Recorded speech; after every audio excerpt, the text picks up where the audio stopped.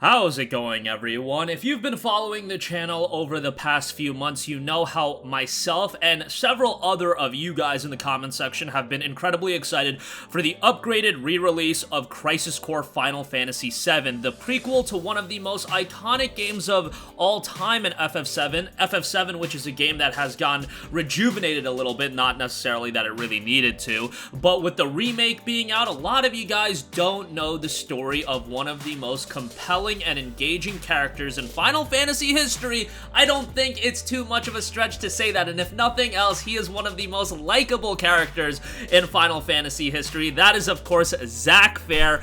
An integral character to the Final Fantasy VII lore, but a lot of you guys probably are a bit unfamiliar with who he exactly is if you only played FF7, if you only played the FF7 remake. Well, now, come December the 13th, Crisis Core Final Fantasy VII is going to be readily available on just about every platform in the form of Crisis Core Final Fantasy VII Reunion. Thanks to Square Enix, I've had a chance to play the game over the last few days, and it is a lot of good that I can tell you guys about it. However, do bear in mind that while this is a significant upgrade and a remaster, and they've done a lot of good things with it, it is a remaster of a PlayStation Portable game that released back in 2008 over here in the States, and actually, it came out even earlier than that over in Japan. It was a 2007 release, so remastering and upgrades, there's a lot of good, but bear in mind, keep your expectations in line. But if you played Crisis Core in the past and you enjoyed it back then, you are going to love this upgraded re-release. Now, if you're going into this game with the idea that it's a brand new game, it's going to be up to par with some of the biggest 2022 releases, you might want to temper your expectations a little bit, because while they do a lot of good in upgrading the visuals, the combat system is so much better. The little tweaks that they've made actually go a lot of way in the DMW system, the Digital Mind Wave, and that was a component of the game. I know that it was a very mixed reception. I actually talked to a lot of people that seemed to enjoy that system, like this slot machine luck-based system. I wasn't a big fan of it back in the day, but the little refinements that they've made to it actually streamline the gameplay so much, and it makes the gameplay and the action combat system so much more enjoyable. And as far as this upgrade goes, outside of the visual upgrades, that's probably the element of this game that I noticed the most. Obviously, the soundtrack has been updated as well, but it still has that nostalgic vibe to it. And the visual upgrades are really good. Bear in mind that it was a PSP game, but at the time on the PlayStation Portable, this game was blow away. The cinematics in this game already looked really good on the PSP, and the gameplay itself looked really good. Now you're talking about 15 years later, and the game does look good, and it's much better than the original PSP release. Is it a perfect upgraded visual? No, there are still some textures that look a little wonky, but as far as the character models themselves, I think that looks really good. The game is also now fully voice acted. Some of the voice acting is a little janky, let's be honest here, like when you're talking to some of the NPCs and whatnot. That's not the best voice acting in the world, but I give them credit for going the extra mile and voice acting the entire game, so that is nice.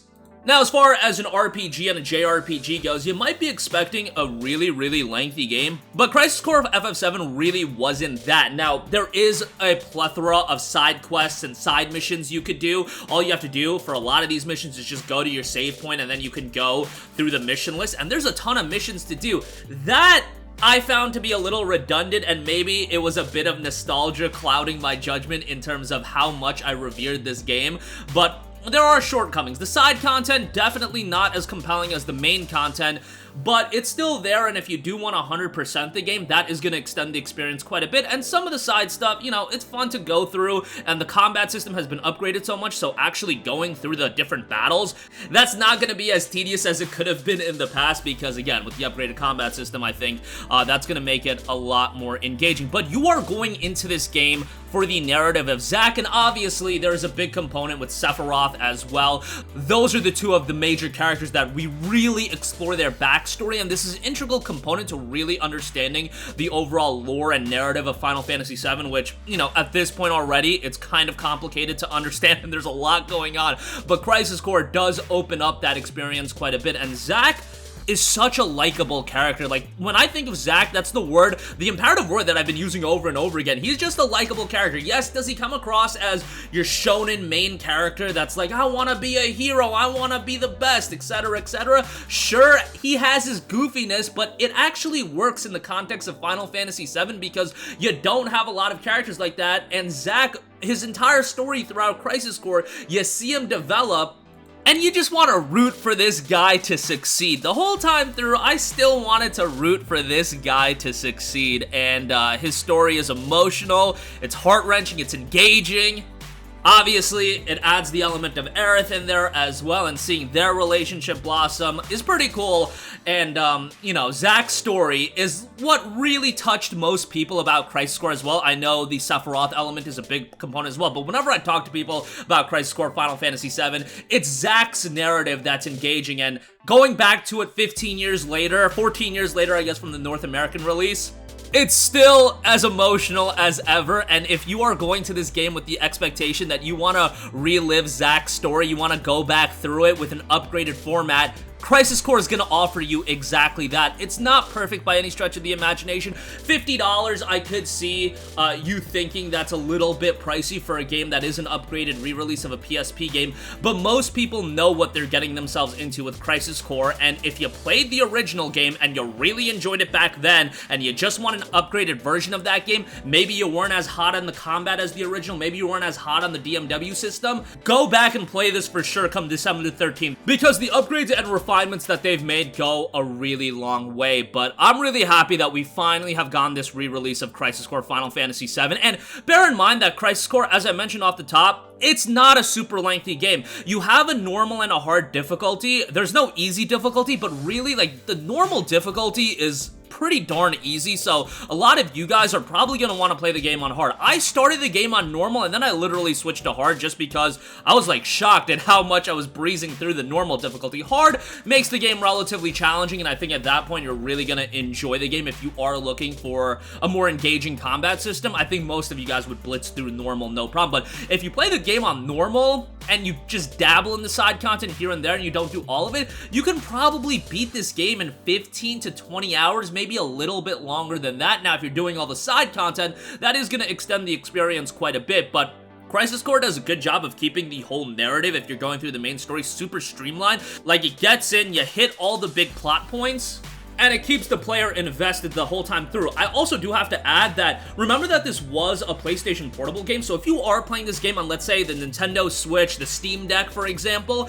and you want something you can take on the go and you can play, you know, the game in doses, it does a really good job of that too. Like, Crisis Core is a game you can jump in, play 15 to 20 minutes, and then get to a save point, save, and then move on, and then you can jump back into it whenever. Now, I was doing very lengthy play sessions, but every now and again, I did get the game running on my Steam Deck, and it ran beautifully on there, and I was going in with more 15 to 20 minute sessions, and that was working out pretty well. Bear in mind, some of the cinematics do get kind of long, though, so that is something you have to account for, but nonetheless, really enjoyed my time with Crisis Core Final Fantasy VII Reunion. If you are a fan of the original game, you're gonna love this. It'll be well worth your $50. If you remember the narrative of Zack and you want to go back into it, experience it with upgraded visuals and upgraded gameplay, you're really, really gonna enjoy this. Also, from a performance standpoint, bear in mind, next generation performance is 60 frames per second. PC, PlayStation 5, Xbox Series S, and Xbox Series X are running this game at 60 frames per second.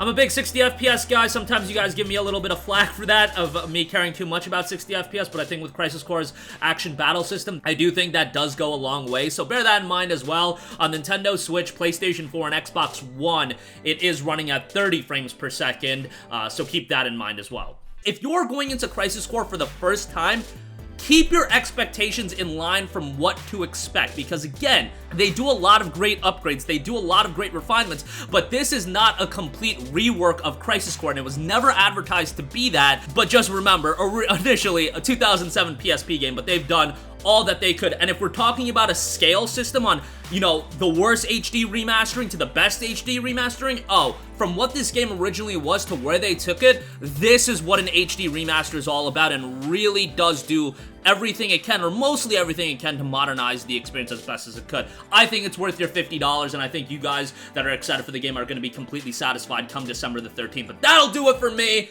Now we wait for Final Fantasy VII Remake Part 2 Rebirth after you complete Crisis Core, but there's a lot to be excited about with Crisis Core. I think if you guys played it back on the PSP, you're really going to enjoy this. If you have a lot of nostalgic ties to Zack or the game itself, you're really going to enjoy this. So that'll do it for me. Sound off with all of your thoughts in the comments section down below. Let me know your excitement level for Crisis Core. Thanks to Square Enix again for hooking me up with a copy of the game pre-release, and really enjoyed my time with it. So again, thank you for watching, and goodbye.